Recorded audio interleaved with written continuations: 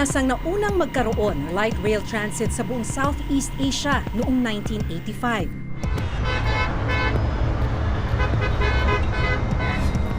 Pero sa ngayon, naungusan na tayo ng ibang kalapit bansa gaya ng Thailand.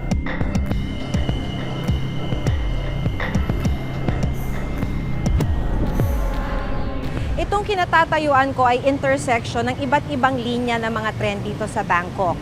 Dito sa aking kanan ay ang airport link, didiretso yan hanggang International Airport. Dito naman sa aking kaliwa ay ang tinatawag nilang SkyTrain. Sa ilalim ay yung MRT na isang subway.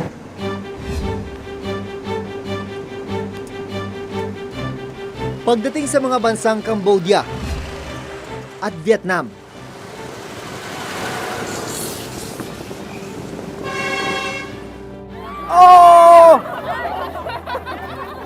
ano ang matutuklasan namin sa sistema ng kanilang transportasyon?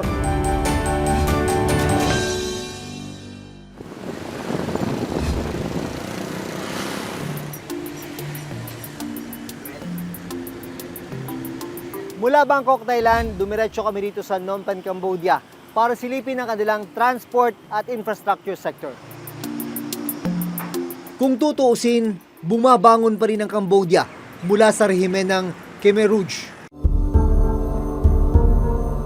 Sa panahong ito, tinatayang nasa 2 milyon ang napatay na tao. 1979, nang tuluyang matapos ang kontrol ng Khmer Rouge sa Cambodia. Napakarami kong experience dito, sir. Grabe. Sa 10 taong paninirahan ng OFW na si Diebe Uamar sa Cambodia, malapit lang naman ng nakita raw niya kung paano unti-unting umunlad ang bansa. Nagtatrabaho siya ngayon bilang Quality Assurance Officer sa isang pagawaan ng hospital garments. Ano itsura ng Phnom Penh nung inabutan mo ng time na yun? Ang laki ng pagbabago ngayon kasi yung sa mga daanan katulad nito, wala pa yung mga ilaw-ilaw. Wak-lubak talaga. Talaga? Grabe. Oo. Gusto.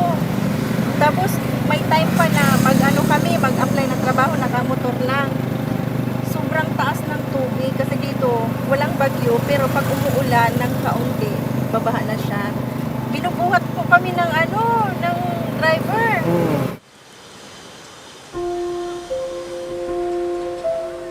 Dito rin sa Cambodia, nakahanap ng oportunidad si Melvin, isang musikero. Ano ka nakatagal dito nagtatrabaho? Bali, na rin, almost 5 years na rin. 5 years.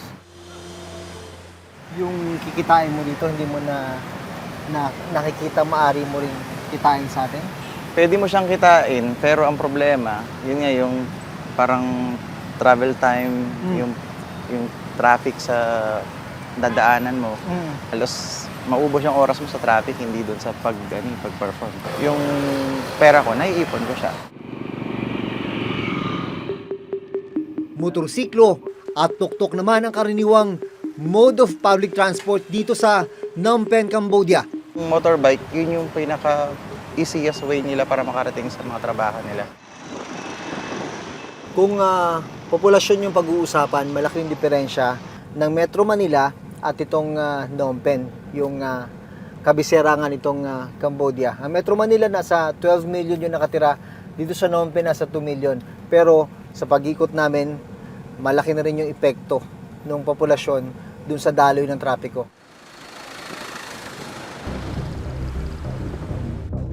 Pagdating sa ilang probinsya sa Cambodia, ibang eksena naman ang aming nakunan. Ganito ang karaniwan ng makikita tuwing umaga at hapon dito sa Cambodia. Mga truck, punong-puno ng mga tao. Mga trabahador yan, papunta sa kani-kanilang lugar kung saan sila naghahanap buhay.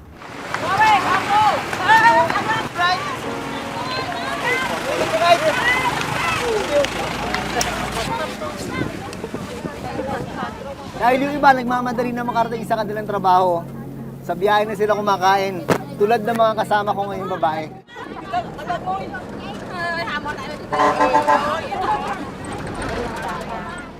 Oh! Ayan na nga, mahirap eh. Konting preno lang. Yung pwedeng mangyari. Pwede ka malaglag sa kinakaupuan mo. Ganyan talaga ang buhay nila rito. Kahit ganito yung araw-araw nilang sitwasyon, makikita mo sa mga tao ito, yung ngiti.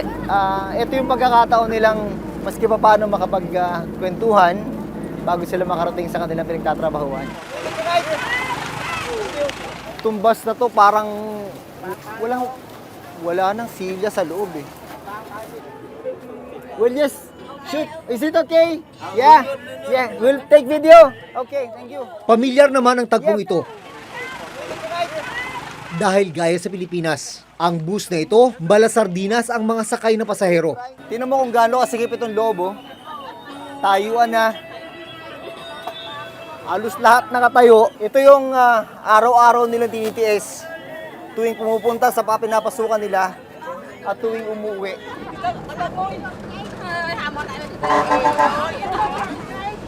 Kung sa atin may mga sasakyan na overloaded, dito sa Cambodia, ang hirap i-describe kung anong klaseng sitwasyon ang pinagdadaanan ng mga tao dito. Wala pang urban mass rapid transit gaya ng LRT o MRT dito sa Cambodia. Pero meron silang tinatawag na Royal Railway na itinayo noon pang 1930s. Para itong Philippine National Railways natin na itinayo naman noong 1891. Naon naman tayong magkaroon ng railway. Mas mahaba naman ang Royal Railway ng Cambodia sa ngayon. Ang kabuuang haba ng Royal Railway, 650 kilometers. Bumibiyahe naman ang Royal Railway sa ibang malalayong probinsya ng Cambodia. Ang PNR ng Pilipinas may habang 483 kilometers. Pero may mga linyang suspended sa ngayon ang PNR.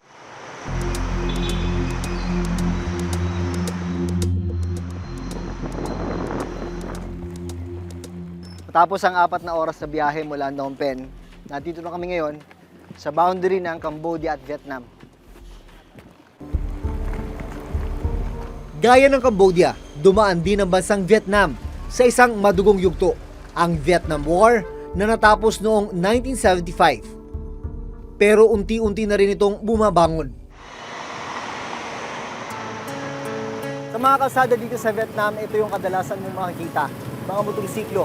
Katunayan, tinatayang nasa 58 million ang mga motorsiklo dito, pang-4 sa pinakamarami sa buong mundo. Wala pa ring urban mass rapid transit dito sa Vietnam. Pero gaya ng Royal Railway, meron naman sila ritong Vietnam Railways na bumibiyahe sa mga probinsya. Itinayo ang Vietnam Railways noong 1881. Nauna ng 10 taon kumpara sa ating PNR. Ang haba ng Vietnam Railways nasa 2,600 kilometers, halos 5 beses ang haba sa PNR. Sumisikip na rin ang daloy ng trapiko rito sa Ho Chi Minh, Vietnam. At para masolusyonan ito, itinatayo ngayon ng isang subway. Sinimula ng paggawa nito noong 2010. Ito nasa likuran ko, ito ang Ho Chi Minh City Urban Railway Construction Project dito sa Vietnam na inaasahang magpapaluwag ng trapiko sa buong lungsod. Isa ang Pinoy na si Engineer Rene Flores sa project director ng isa sa mga kumpanyang nagtatayo ng subway ng Ho Chi Minh. Ginawa nila itong subway system para maiwasan yung traffic on the coming years dito sa Ho Chi Minh. Dahil lumalala na yung traffic dito. This is the first ever in the country. This is the first ever in the country. However, there is also a replicate metro station in Hanoi, which is ongoing right now. Pero yung Hanoi is more on elevated metro line. Bakit na naging concept subway? Dito sa area na to, napakahirap gawing elevated. Elevated, yes. So, dapat gawin nating subway. Hindi natin maapektuhan yung mga lumang buildings na from French era. So, dapat dadaan lang tayo sa subway.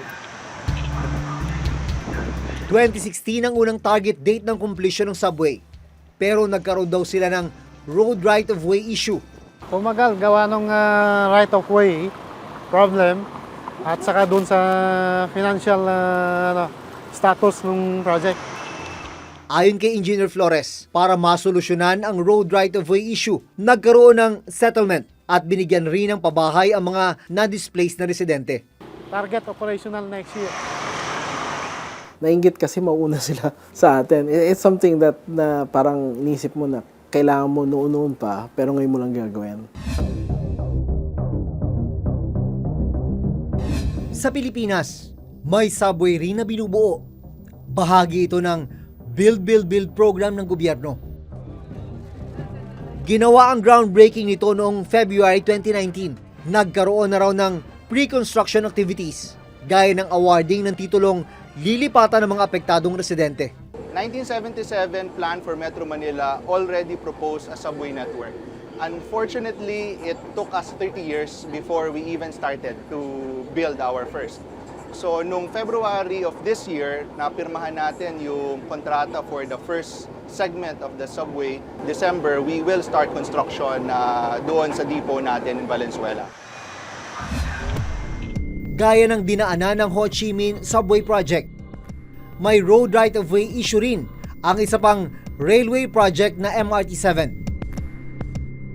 Hanggang ngayon, hindi pa rin daw maitayo ang magsisilbing huling terminal at paradahan ng mga bago ng MRT-7. Nang bisitahin namin ang MRT-7 noong October 2018, 30.72% completed na ito. Sa ngayon, ayon sa DOTR, nasa 49.22% completed ang MRT-7. Ang original date of completion nito na 2020, magiging second quarter ng 2021. Siyempre, nandyan yung MRT-7. Silipin natin yung Commonwealth. That is 23 kilometers. Operational yan partially by 2021. Yan talaga, pag pumunta ka doon, nakita mo na nakatayo na. Kina-catch up natin yan. Again, submitted 2002. Contract was signed 2008. All the way to 2016, not a single construction started. So, hinahabol din natin siya. Sa lahat ng railway project ng gobyerno, ang pinakamalapit ng maging operational ay ang LRT2 East Masinag Extension na bibiyahe mula Santolan hanggang Masinag sa Antipolo. LRT2, alam natin na meron tayong patapos na East Extension, additional 4 kilometers papuntang Masinag. Operational yan by next year. Sa 15 railway project, 6 ang ongoing construction, 1 ang ongoing rehabilitation, at 8 ang for construction. Ganito ang itsura ng ating train lines sa ngayon. At kung matatapos ang lahat ng pinaplanong railway system ng gobyerno, magkakaroon ng karagdagang haba na 1,900 kilometers. Sinamahan kami ni BBB Chairperson Ana Mela Menquillo sa iba pang build program ng gobyerno na may kinalaman sa transportasyon. Ito yung mga project na hindi talaga natin matatapos within a 12-month time frame. Kumbaga, reasonable timeline is about 24 months to 36 months.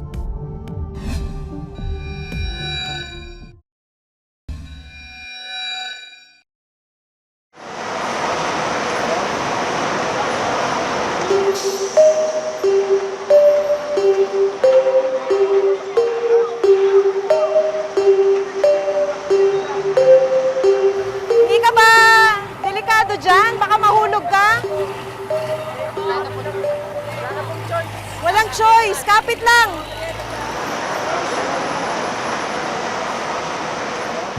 November 2017 ang una naming makilala si Carmelita Besito habang nag-aabang ng bus sa EDSA.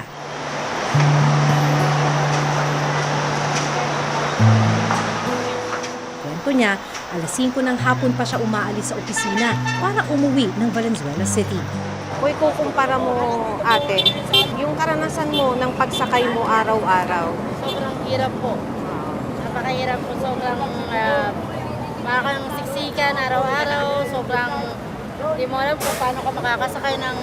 Kasi ang halos niya yung mga lalaki, baliaan eh. Kaya pausog po.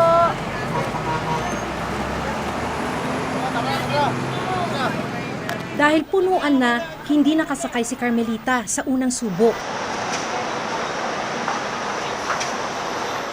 Nang makasakay sa ikalawang bus, nagsimula na ang 2 oras niyang biyahe pauwi ng bahay.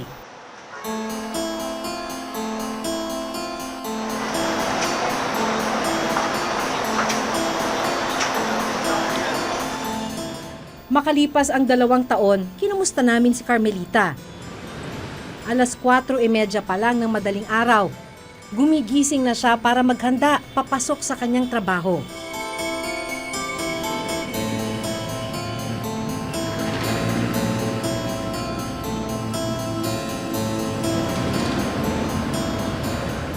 Ang problema, kahit gumigising pa siya ng maaga, may mga pagkakataong nahuhuli siya sa pagpasok. Malaking epekto nun. Kasi ang epekto nun, unang-una, sa salary increase ko, dapat meron ako. So, nakausap ako ng manager ko. Pinaka-worst na suspension ko na nakuha within ilang buwan pa lang. 15 days. Dahil anong nangyari? Dahil sa traffic.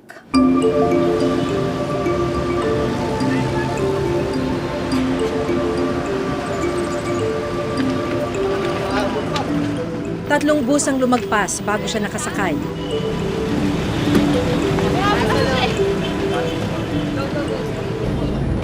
Agad ako. At dahil traffic sa MacArthur Highway, inabot pa rin ng 2 oras ang biyahe niya pauwi.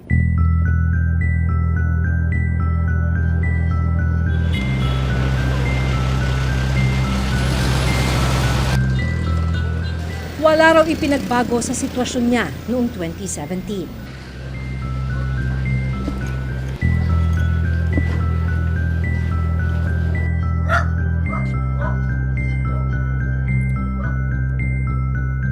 Along lumalala. Sabi ko, ayoko na nga mag-commute eh. Kung pwede nga lang, ayoko na lumabas. Ayoko na rin pwedeng hindi ka na magtrabaho, hindi naman pwede yun. So, susuko ka talaga. Lalaban ka pa rin sa daan. Baga, ang choice. Base sa ginawang Global Competitiveness Report ng World Economic Forum, makikita na kung noong 2014, pang-5 tayo sa mga ASEAN member states sa kategoryang transport infrastructure, nagpatuloy ang pagbaba ng ating rank sa mga sumunod na taon. Hanggang sa 2019, Pilipinas na ang pang-siyam o pinakamababa sa lahat ng ASEAN member states kung transport infrastructure ang pag-uusapan. One major difference is that mainland itong mga ito. Tayo archipelago. So watak-watak tayo, no. Sa dami ng islands natin, ano. So, mas malaking challenges na kailangan nating harapin pagdating doon sa infrastructure. Yung urban railway system, yun yung medyo nauna tayo. Nauna tayo magplano siguro, nauna tayong mag-construct, pero hindi natin na-sustain. Again, maraming reasons dyan, including political reasons. So actually, pag tinignan natin, yung to be blunt about it, sinasabi natin, kasalanan ng maraming administrasyon. It's not just a single administration na pwedeng sabihin natin responsible for our transportation system as we know it now. Patuloy naman daw ang gobyerno ng Pilipinas sa paggawa ng mga bagong road connectivity projects.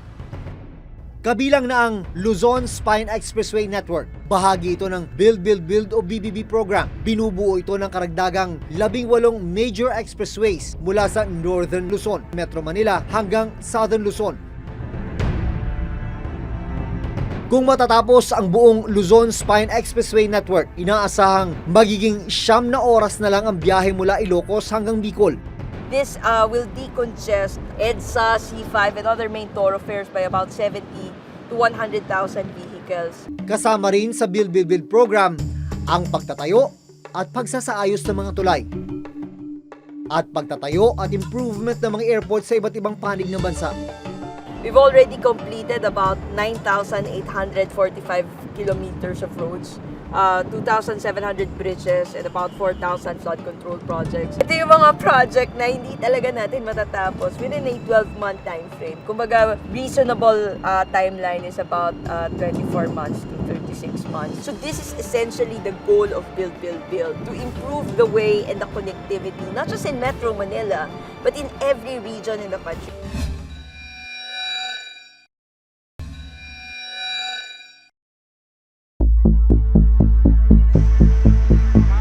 Sa pagpunta namin sa tatlong kalapit bansa ng Pilipinas, nalaman namin may pagkakapareho tayo. May traffic din sa Thailand.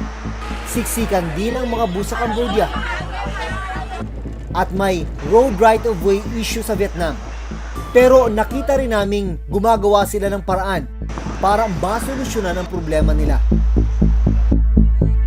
Kung matutupad ang mga target ng gobyerno sa Pilipinas, gaya ng bagong railway, road at bridge project, pwede na rin tayong makipagsabayan sa rehiyon. Sa susunod na linggo, aalamin ng Reporter's Notebook ang estado ng agrikultura sa ating mga kalapit bansa. Dito sa Thailand, isa sa mga itinutulong ng gobyerno sa kanilang mga magsasaka ay libreng patubig katulad nito. Hanggang sa susunod na Huwebes, ako si Maki Pulido. Ako si Jun Veneracion at ito nakatala sa aming Reporter's Reporter's Notebook.